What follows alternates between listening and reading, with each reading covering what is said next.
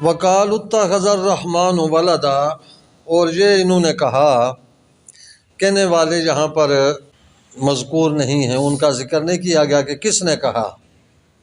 البتہ یہ پہلے کئی دفعہ جو ہے نا یہ بات گزر چکی ہے، یہود و نصارہ ان کے بھی یہ عقیدے تھے، اور عرب میں بھی جو ہے نا مشرکین کے بھی بعض کے یہ عقائد تھے کہ وہ بعض فرشتوں کو اللہ تعالیٰ کی بیٹیاں کہتے تھے۔ یہود و نصارہ بھی جو ہے نا اس طرح عزیر علیہ السلام، عیسیٰ علیہ السلام کو اللہ کا بیٹا کہتے تھے، تو یہی لوگ اس سے مراد ہیں کہ کہا ان لوگوں نے کہ اللہ کے لیے اولاد ثابت کی کہ اللہ اولاد رکھتا ہے، اتخذ الرحمن ولدا، بیٹا، کہ اس چیز کی نسبت کی، تو رب تعالیٰ فرماتے ہیں کہ لَقَدْ جِئْتُمْ شَيْئًا إِدًّا، کہ تم لوگوں نے یہ جو بات کی نا یہ بہت ہی بری بات کی ہے، بری حرکت کی ہے، بہت گھٹیا حرکت ہے، یہ سخت اللہ تبارک و تعالیٰ کی اس پر ناراضگی کا اظہار ہے، گویا کہ یہ اللہ تعالیٰ کو ایک قسم کی گالی دینے والی بات ہے، گالی دی گئی ہے اللہ تبارک و تعالیٰ کی ذات کو کہ اس کے لیے اولاد ثابت کی جا رہی ہے،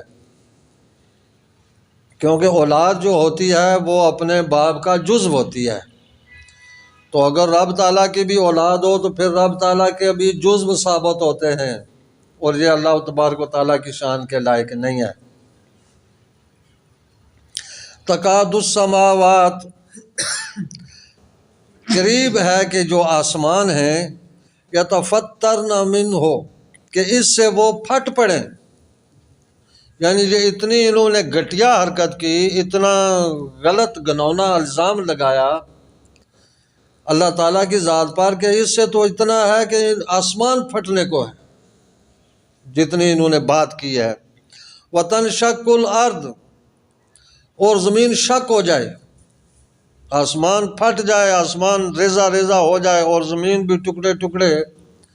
وَتَخِرُّ الْجِبَالُ هَدًّا، اور جو پہاڑ ہیں نا یہ بھی گر پڑے ریزہ ریزہ ہو کر، اتنی انہوں نے گھٹیا بات کی، غلیظ بات کی ہے کہ یہ تو اللہ تعالیٰ کا کرم ہے کہ یہ زمین و آسمان قائم ہیں، وگرنہ ان کی بات سے تو آسمان پھٹ پڑے، زمین شک ہو جائے، چر جائے، اور پہاڑ جو ہے نا یہ اپنی جگہ سے ریزہ ریزہ ہو کر گر پڑیں، اتنے انہوں نے غلط بات کی ہے۔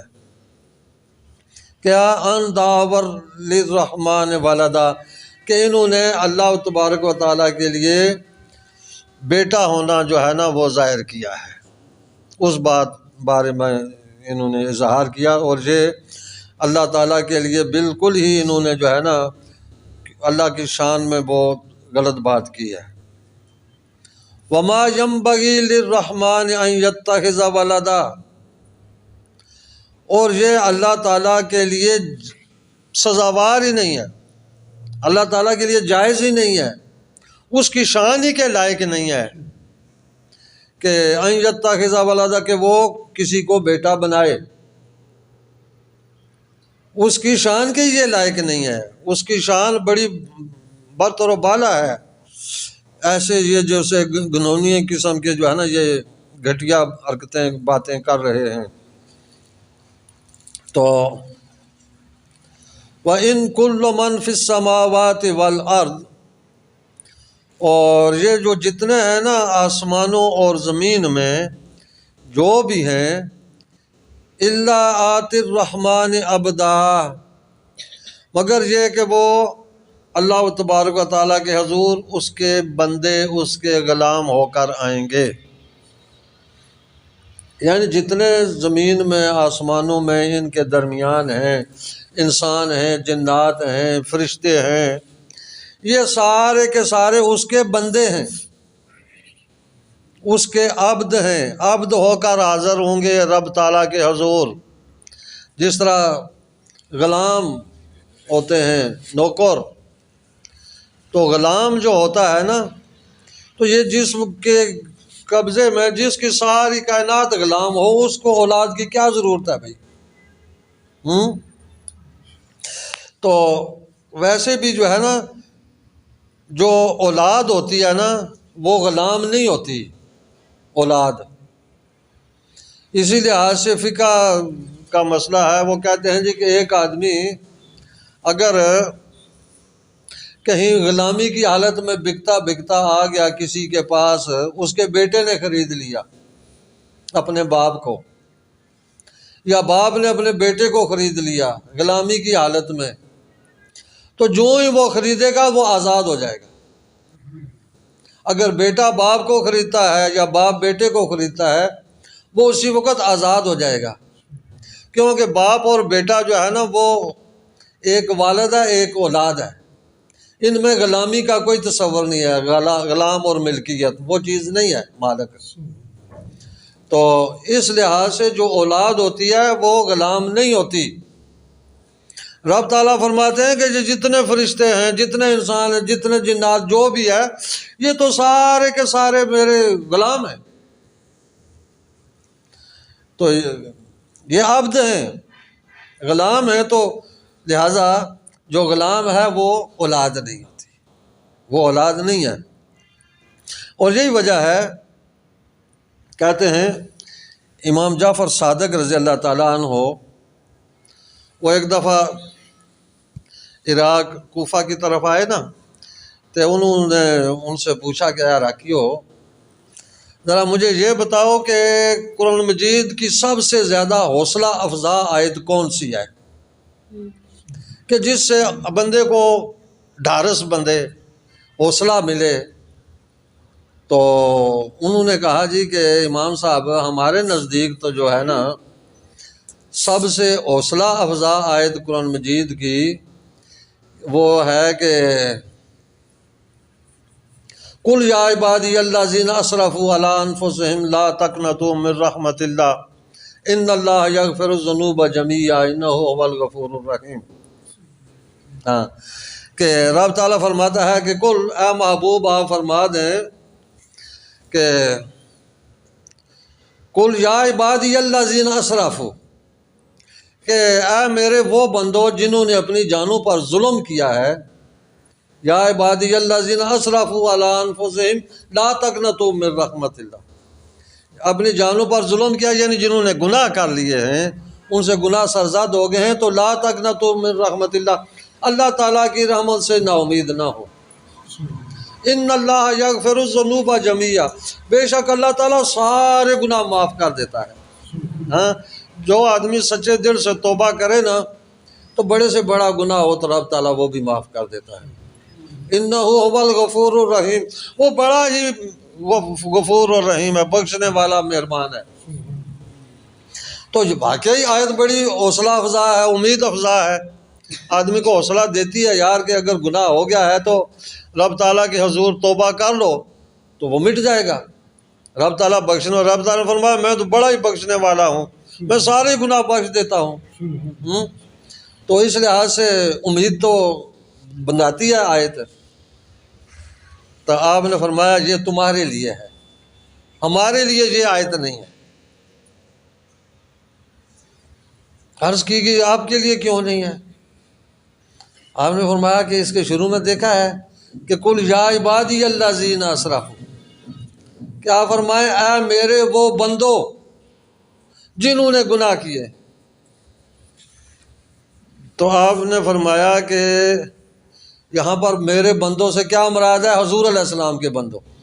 قل، اے محبوب آپ فرما دیں اے میرے بندو اللہ کی رحمت سے نا امید نہ ہو. تو کہتے ہیں کہ ہم حضور علیہ السلام کی اولاد ہیں. بندوں سے مراد غلام وہی ہے، عبد جہاں جیسے یہ ہے، تو یعنی کہ اس سے مراد غلام ہے. باقی تو سارے مومن جو ہیں جو آپ کی امتی ہیں وہ آپ کے غلام ہیں، لیکن ہم آپ کی اولاد ہیں. ہم اولاد ہیں، لہذا ہم غلام نہیں ہیں، ہم اولاد ہیں. تو ہم اس آیت کے زمرے میں بھی نہیں آتے ہیں. تو ہمارے لیے جو ہے نا وہ یہ ہے کہ وَلَسَوْفَ يُعْطِيكَ رَبُّكَ فَتَرْضَىٰ، کیا محبوب ان قریب ہم آپ کو اتنا دیں گے کہ آپ راضی ہو جائیں گے۔ کہ رب تعالیٰ نے آپ سے فرمایا کہ محبوب ہم نے آپ کو راضی کرنا ہے، راضی کر کے چھوڑنا ہے۔ تو حضور علیہ السلام نے فرمایا کہ میں اس وقت تک راضی نہیں ہوں گا جس وقت تک میرا ایک بھی امتی دوزخ میں رہے گا۔ تو آپ نے فرمایا ہمارے لیے حوصلہ افزا یا امید افزا جو آیت ہے وہ یہ ہے، تمہارے لیے وہ ہے، کیونکہ تم غلاموں کی فہرست میں ہو، ہم اولاد کی فہرست میں ہیں۔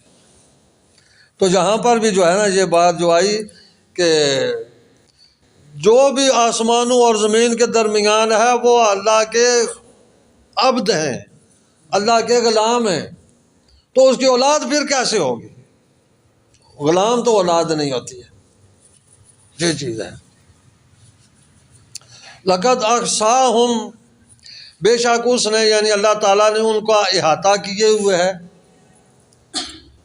وَعَدَّهُمْ عَدًّا، اور وہ ان کی گنتی اس نے کی ہوئی ہے، گنتی اس کی ہے۔ گنتی یہ پیچھے 2 دن پہلے بھی بات اس پر ہو چکی ہے، ان کے ایک ایک دن اس نے گنے ہوئے ہیں، ان کی موت کا وقت اس کے سامنے ہے، ان کے تمام اعمال، ان کی گنتی میں جتنے نیکیاں بدیاں سب کچھ اس کے سامنے ہے، تو اس سے کوئی چیز جو ہے نا چھپی ہوئی نہیں ہے۔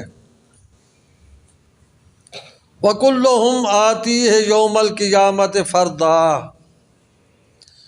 تو یہ جو ہے نا وَكُلُّهُمْ آتِيهِ، اور ہر ایک اس کے ہاں آئے گا، یوم القیامت، قیامت کے دن، فردا، اکیلا اکیلا۔